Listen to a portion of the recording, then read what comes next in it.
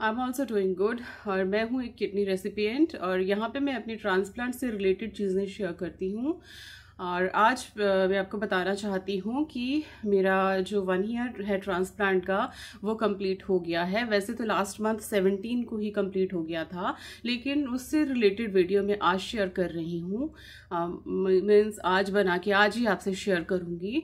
तो 1 ईयर मेरे लिए कैसा रहा और 1 ईयर के बाद मेरी ब्लड रिपोर्ट कैसी है वो मैं आपसे शेयर करूंगी। सो लेट्स टॉक अबाउट कि लास्ट ईयर कैसा रहा मेरा। तो स्टार्टिंग में जब मेरा ट्रांसप्लांट हुआ था उस ड्यूरेशन में, ऑपरेशन के बाद ही जो मेरा टैक लेवल था वो इंक्रीज़ नहीं हो रहा था। पहले उन्होंने मुझे जेनरिक जो टैक मेडिसिन होती है टेक्रोलिमस की वो दी थी, लेकिन मेरा टैक लेवल उससे इंक्रीज़ नहीं हो रहा था। 2 या 2.5 या 3 इतना ही गया था। फिर उन्होंने मेरी जो मेडिसिन थी वो ब्रांड जो है चेंज किया उसके साथ। तो they give me for that original medicine which is paragraph. तो वो मैंने लेना शुरू किया, लेकिन उसके बाद भी जो मेरा टैक लेवल था वो 4 तक ही इंक्रीज़ हो रहा था।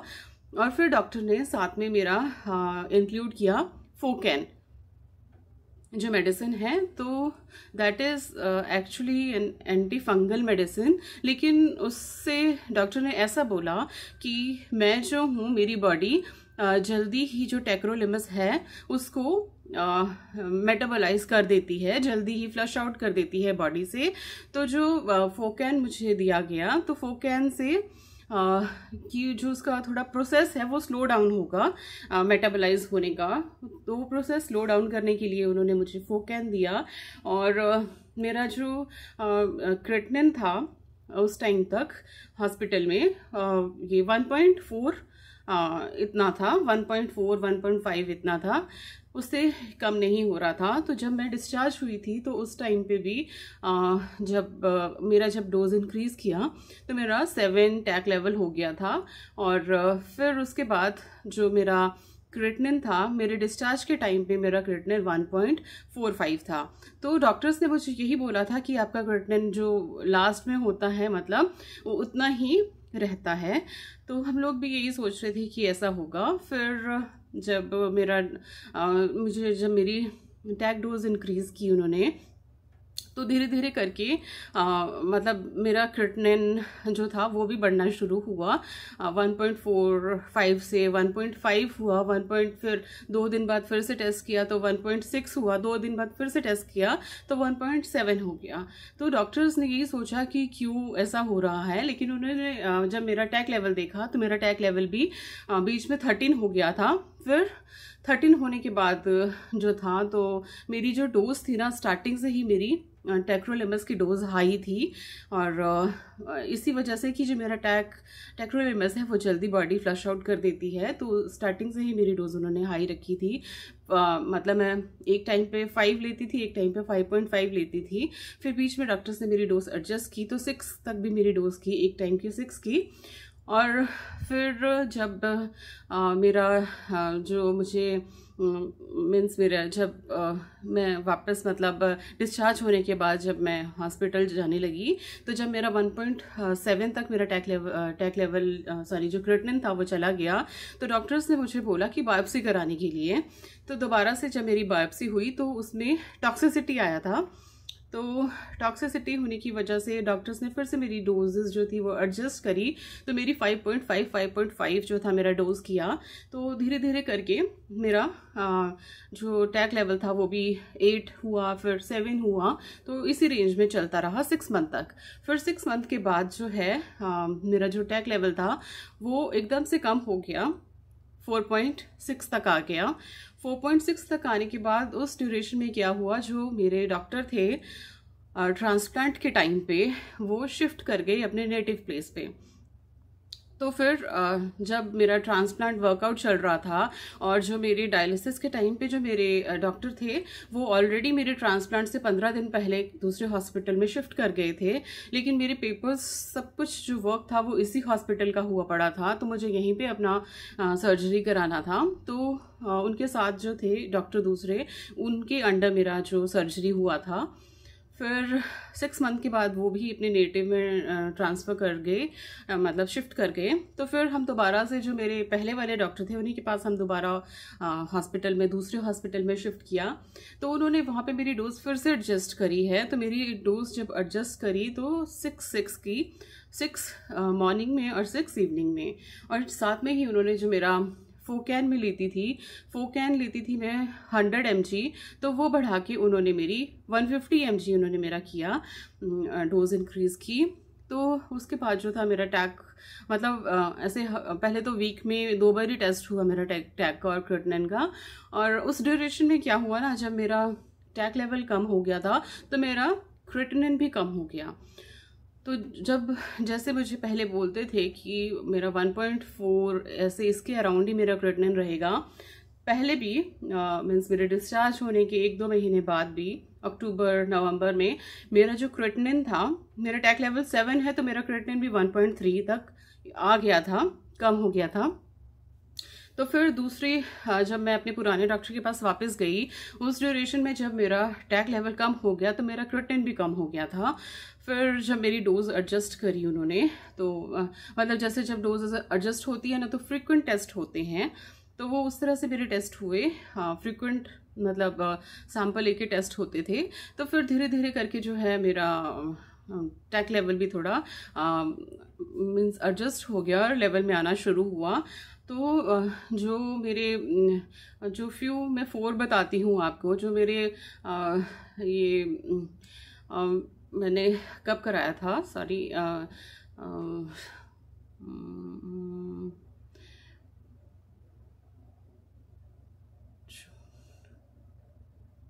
मेरा जो जून में मेरा जो टैक लेवल था दैट इज़ 5.5, बीच में फिर 6 भी गया, फिर से 5 पे आ गया। फिर जब मैंने जुलाई में अपना टेस्ट कराया था तो उसमें मेरा टैक लेवल 5.5 आया। फिर जब मैंने 15 दिन बाद फिर से टेस्ट कराया तो 5.5 आया। फिर अगस्त में भी मैंने जब स्टार्टिंग में टेस्ट कराया तो मेरा जो टैक लेवल था वो 5.5 था, और इस ड्यूरेशन में जो मेरा क्रिएटिनिन था वो भी कम हो गया था। तो क्रिएटिनिन मेरा 0.98 तक भी चला गया था। और अभी जो मैंने लास्ट वीक अपना टेस्ट कराया था, ब्लड टेस्ट कराया था, तो उसमें मेरा जो क्रिएटिनिन था वो 1.08 था और मेरा जो टैक लेवल था वो 7.4 हो गया है। तो डॉक्टर्स ने मेरी जो मेडिसिन थी लास्ट वीक रिड्यूस की थी। सो मैं शाम को 5.5 लेती थी और सुबह 6 लेती थी।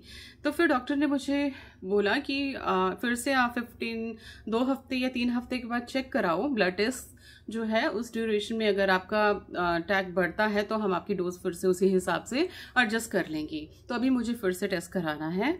सो ये था कि ऐसे नहीं होता कि हमारा जो डिस्चार्ज के टाइम पे जितना हमारा क्रिएटिनिन होता है उतना ही रहता है। मेरे केस में मेरा क्रिएटिनिन उस टाइम से कम हुआ है। और मैं आपको बताऊं कि फरवरी के बाद जब मैंने दूसरे हॉस्पिटल्स में ना बाहर मैंने लैब में टेस्ट कराया, तो लैब में एक्चुअली सारे सॉल्ट्स वगैरह जो भी है टेस्ट होता है, तो उसमें जो मेरा बायोकार्बोनेट था वो भी कम हो गया था। तो पहले 18 हुआ, फिर 16 हुआ, फिर 14 हुआ, लेकिन 12 से कम हो जाए तो उसके बाद उसमें मेटाबॉलिक एसिडोसिस के चांसेस होते हैं, जो मुझे ऑलरेडी हो चुका था जब मैं 2021 में एडमिट हुई थी। और जब मुझे पता चला था कि मेरा किडनी फेलियर है उस टाइम पे, तो फिर डॉक्टर्स ने मेरी जो थी मेडिसिन उसके लिए शुरू की, जो मैं अभी भी कंटिन्यू कर रही हूँ।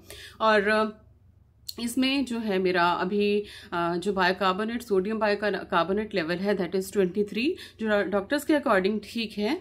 तो मैं लेकिन मेरी मेडिसिन अभी तक कंटिन्यू की है। और जो मेरा टैग लेवल है वो भी दोबारा से जब चेक होएगा तो साथ में मुझे क्रिएटिनिन और अपना CBC भी कराना है बाकी। और मेरा पोटाशियम, सोडियम और जो भी है ये ठीक रेंज में है। सोडियम मेरा लो भी आता है, जिसके लिए मुझे एक्स्ट्रा सॉल्ट बीच में लेना पड़ता है, क्योंकि मैं पानी पीती हूँ ज़्यादा, तो फिर उस हिसाब से मेरा लो BP हो जाता है। तो मुझे डॉक्टर ने यही बोला था कि अगर इस तरह से आपको लो बीपी फील हुआ तो आप थोड़ा पानी के साथ मिला के एक्स्ट्रा सॉल्ट ले लीजिए, नहीं तो आप कुछ लस्सी टाइप का ऐसे बना के आप पी लीजिए उसके लिए। तो वैसे मैं मैनेज कर लेती हूँ उसको बीच बीच में, तो अगर ज़रूरत पड़े तो मैं सॉल्ट भी ले लेती हूँ एक्स्ट्रा। तो ये था मेरा अभी तक का जो है। और जैसे जो मेरा क्रेटिनिन लेवल है और जो मेरा टैग लेवल है, अब बाकी जो है मैं टेस्ट कराऊंगी दोबारा फिर से, तो देखते हैं कि उसमें कितना आता है। अगर मेरा टैग लेवल और बढ़ गया होगा तो डॉक्टर उसी हिसाब से मेरी मेडिसिन कम कर देंगे। और इसी तरह से अप्स एंड डाउन होता रहता है आपका, ये नहीं है कि चलता रहता है, मतलब ऐसे ऊपर नीचे होता रहता है। टैग लेवल भी ऊपर नीचे फ्लक्चुएट करता है, क्रेटिनिन भी फ्लक्चुएट करता है। अभी जब मैंने अपने पुराने वाले हॉस्पिटल में मैं गई थी, अपना दोबारा से थायराइड जो मेरा नोड्यूल था उसका मुझे डॉक्टर ने सर्जरी कराने को बोला था, लेकिन जब मैंने दोबारा से डॉक्टर ने उस टाइम पे मुझे बोला कि आप एक बारी फिर से अल्ट्रासाउंड कराइए और फिर उसके अकॉर्डिंग अगर उसमें कोई चेंजेस नहीं आए होंगे तो अभी हम ऑपरेशन नहीं करेंगे। तो जब उसके मैंने अपना जो प्री सर्जरी से पहले जो भी पूरा वर्कआउट होता है ना, ब्लड वर्कआउट होगा, ईसीजी वगैरह जो भी होती है, मैंने सब करा लिया था अपना। और उस टाइम पे मेरा मेरा उसमें ना क्रेटिनिन भी बढ़ा हुआ था, तो मेरा क्रेटिनिन उस रिपोर्ट में 1.3 के अराउंड था। फिर वही जब मैंने एक हफ्ते के बाद दोबारा अपनी लैब में रिपीट कराया तो मेरा 1.2 के अराउंड क्रेटिनिन था। तो और फिर लास्ट वीक जो था मेरा 1.08 था। तो मुझे बीच में यूटीआई भी हुआ था, लेकिन एज सच मुझे कोई सिम्टम्स नहीं है यूटीआई के, पहले भी नहीं थे और उतना लोड भी नहीं है, उसका बैक्टीरियल लोड भी नहीं है। तो डॉक्टर्स ने 2 बारी मुझे मेडिसिन दी थी, 2 बारी मैंने कोर्स किया उसका, लेकिन नेक्स्ट टाइम फिर डॉक्टर ने मुझे मेडिसिन देने से मना किया कि ऐसे फिर जो बैक्टीरिया जो भी है फिर रेजिस्टेंट हो जाएगा, तो फिर उसमें मेडिसिन जो है वो वर्क नहीं करेगी। तो अगर आपको सिम्टम्स नहीं आ रहे, कुछ नहीं है और उतना है भी नहीं इतना ज़्यादा, तो फिर ज़रूरत नहीं है, मतलब जो बैक्टीरियल कॉलोनी थी वो उतनी नहीं थी। तो फिर डॉक्टर्स ने मुझे बस ये बोला कि आप नोटिस करो कि अगर आपको कोई सिम्टम आता है तो वी विल ट्रीट इट, क्योंकि मैं ऑलरेडी 2 टाइम कोर्स कर चुकी हूँ मेडिसिन का। सो ये था मेरा अभी तक का जो 1 ईयर के बीच में जो भी मेरा जर्नी रहा है। 1 ईयर का जर्नी मेरा ट्रांसप्लांट का रहा है। होता है सबके साथ कि अप्स एंड डाउन चलते रहते हैं, तो ये नॉर्मल है लाइफ में। हमारी लाइफ नॉर्मल नहीं है, बहुत सारी चीज़ों से बचना पड़ता है, बहुत सारे इन्फेक्शन से भी बचना पड़ता है। So this is all about 1 year of my transplant और जो मेरी लेटेस्ट रिपोर्ट है। और मेरा हाँ, मैं अपनी ब्लड यूरिया की बात करूं तो मेरा ब्लड यूरिया शुरू से ही स्टार्टिंग में मेरा 80 था, फिर 60, एक बारी जो मेरा ब्लड यूरिया है वो 20 पे आया है, नहीं तो वो 40, 50, 60 ऐसा ही रहता है। तो इसके लिए भी जब हमने डॉक्टर से पूछा था तो पहले उन्होंने बोला था, जो मेरे पहले वाले जो मेरी सर्जरी के टाइम पे डॉक्टर थे, उन्होंने बोला था कि आपकी मेडिसिन हैवी डोज है आपकी, तो इसलिए भी हो सकता है कि आपका जो है यूरिया बढ़ा हुआ है। और मेरे जो अभी जिन डॉक्टर के पास मैं जाती हूँ उन्होंने बोला था कि अगर शुरू से ही ऐसा है तो अभी हम इसके लिए बायोप्सी नहीं कर सकते हैं। सो अगर आपका क्रेटिनिन ठीक आ रहा है और बाकी रिपोर्ट्स ठीक हैं तो ये मेडिसिन का भी हो सकता है। कई मेडिसिन से भी साइड इफ़ेक्ट ऐसे कुछ होता है, या फिर हाई डोज मेडिसिन से मेरा जो स्टीरॉइड्स थे वो भी मेरे हाई डोज पे थे स्टार्टिंग में, जिसकी वजह से मेरा ब्लड शुगर भी स्पाइक कर जाता था। तो वो भी पहले मतलब जैसे मुझे 10 यूनिट के अराउंड मुझे इंसुलिन लेनी पड़ती थी। 10 यूनिट मैं सुबह लेती थी, फिर दिन में जब मैं खाना खाती थी तो खाने से पहले 10 यूनिट लेती थी, खाने के बाद 12 यूनिट लेती थी, शाम को फिर से 10 यूनिट लेती थी। लेकिन अभी मेरा कंट्रोल में है थोड़ा, क्योंकि मैंने अपने कार्ब्स को कट डाउन किया है कुछ हद तक। और दिन में वैसे भी अगर मैं कुछ भी खाती हूँ ना, अगर मैं इवन मैं कॉफ़ी भी पीती हूँ तब भी मेरा ब्लड शुगर स्पाइक करता है, तो मैं अवॉइड ही करती हूँ। अगर मुझे फिर भी कुछ जैसे भूख लगी हो तो मैं कर्ड खा लूँगी या फिर मैं लस्सी पी लूँगी। और अगर मुझे थोड़ा ऐसे लग रहा है कि कुछ फिलिंग खाना है मुझे, तो मैं जो सीड्स खा लेती हूँ। मैं पम्पकिन सीड्स खाती हूँ, और पम्पकिन सीड्स जो है मैग्नीशियम रिच होते हैं, so that is good for us. तो ये मैं स्नैक में लेती हूँ अपना, और बाकी स्नैक में मेरा ब्लड शुगर राइज करता है। मैं कोई फ्रूट भी दिन में खाऊंगी तभी मेरा ब्लड शुगर स्पाइक कर जाएगा, so it's better to avoid that. और इसी बस ये अभी तक का मेरा जर्नी है, अभी तक की मेरी रिपोर्ट्स भी ऐसी हैं जो मैंने आपके साथ शेयर करी हैं। बाकी मुझे डॉक्टर ने जब मुझे 2-3 हफ्ते के बाद फिर से टेस्ट करने को बोला है, तो साथ ही में मुझे अपना डॉपलर भी कराना है ट्रांसप्लांटेड किडनी का, और साथ में मुझे एब्डोमेन का भी अल्ट्रासाउंड कराना है, बिकॉज़ मेरा जब प्री ट्रांसप्लांट वर्कआउट हुआ था तो उस टाइम पे मेरे को गॉल ब्लैडर स्टोन भी था। सो उस टाइम पे सर्जरी नहीं हो सकती थी गॉल ब्लैडर स्टोन की, because that is asymptomatic. At that time also that was asymptomatic, कुछ सिम्टम्स नहीं थे मुझे, और अभी भी नहीं है। तो उस टाइम पे मेरा मतलब जैसे मेरा जैसे सर्जरी की डेट मुझे मिल चुकी थी, उससे 2 दिन पहले मुझे फिर से डॉक्टर के पास परमिशन लेना पड़ा जाके कि अभी हम अगर बाद में हुआ तो अपने रिस्क पे हम लोगों ने ये किया है, ट्रांसप्लांट सर्जरी जो भी था किया है, because that is I think more important. So yeah that's all about my 1 year journey of my transplant. So आगे भी जो भी होगा I will share with you ये। और अगर आपकी कोई भी क्वेश्चंस होंगे, so you can ask me, और you can share my video to those who are suffering with kidney issues, or those who are planning to go for transplant. So yes, you can share with them, and please encourage them and support them. और क्योंकि हर तरह की support की ज़रूरत होती है, mentally support की ज़रूरत भी होती है, यस, और फाइनेंशियली सपोर्ट की ज़रूरत भी होती है, बिकॉज इट्स नॉट ईजी। ऐसा नहीं है कि एक बारी ही आप गए, आपका सर्जरी हो गया और बस आप घर पे आके आपने 1-2 हफ्ते मेडिसिन लिए, नाउ यू आर फाइन। हम लोग टोटली मेडिसिन के ऊपर डिपेंडेंट हैं।